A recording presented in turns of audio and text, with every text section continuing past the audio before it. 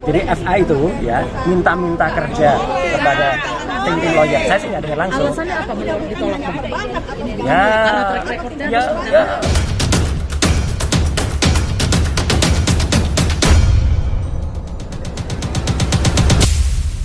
Cukup dulu ya. Pak Roy. Ini kita bukan. Ini kenapa saya pisahkan dari tadi. Dengan yang Bang. tadi selain mendukung tadi apa yang sudah sampaikan, saya hanya bocorkan sedikit. Insya Allah besok siang jam 1. Jadi buat teman-teman yang punya kontributor di Yogyakarta, silahkan besok ada gerakan yang namanya Maklumat Jogja. Maklumat Yogyakarta akan dihadiri oleh Pak Jenderal TNI Tyasno Sudarto, Profesor Rohmat Wahab, dan insya Allah ada juga Profesor Sofyan Effendi, dan ada satu lagi tokoh penting Jogja yang akan disuani besok. Ya, silahkan hadir dan saya juga akan ada juga. Pak Roy, Terima kasih. Pak Roy menanggapi dilaporkan oleh Farhad Abbas seperti apa? Sedikit. Itu kita ketawain aja, bukan levelnya. Dan digugat 1,5 miliar seperti apa Pak Roy? Saya ketawa aja ya. Kenapa responnya ketawa? Mungkin ada yang mau disampaikan gitu. Cukup, ya. Mungkin dari kuasa hukumnya Ya, dilaporkan. dari kami sekarang sedang concern menghadapi saudara Joko Widodo. Di luar itu ya nggak penting lah. Berarti laporan Farhad Abbas bisa dikatakan nggak penting. Nggak penting ya. Oke, ada lagi? Dan gugatan 1, miliar juga nggak penting. Nggak penting ya.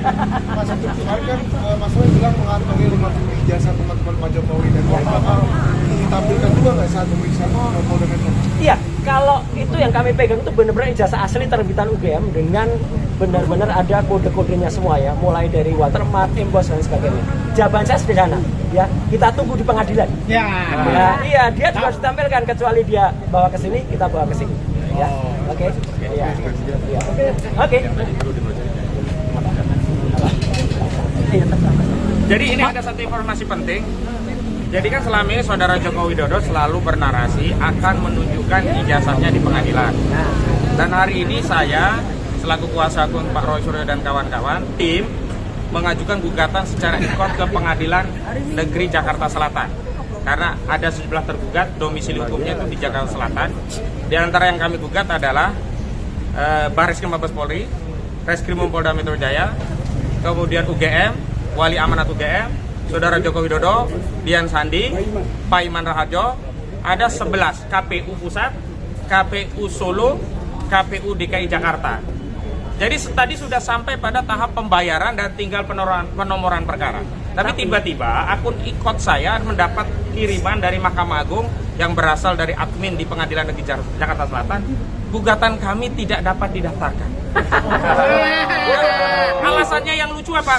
Karena belum melengkapi bukti yang dileges oleh kantor pos. Ini lebih lucu. Agenda pembuktian itu nanti kalau sudah dipanggil, mediasi, pembuktian baru. Nggak pernah kami menggugat ini ditolak. Itu prosedurnya. Iya, tapi kami menduga kuat intervensi dari kekuasaan Solo ini bukan hanya meliputi institusi kepolisian, bahkan sudah sampai ke institusi pengadilan. Karena tidak lazim ya pengadilan itu menolak orang mendaftar gugatan. Karena asasnya hakim itu tidak boleh menolak perkara yang disampaikan kepada dirinya. Ini apa kepentingannya? Kok tiba-tiba menolak?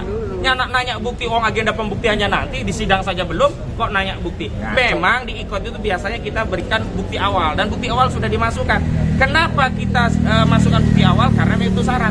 Dan ketika sudah ada tagihan tadi sekitar 2.800.000 lah, itu berarti syaratnya udah lengkap. Begitu kami bayar, itu kan tinggal menomori itu pengadilan.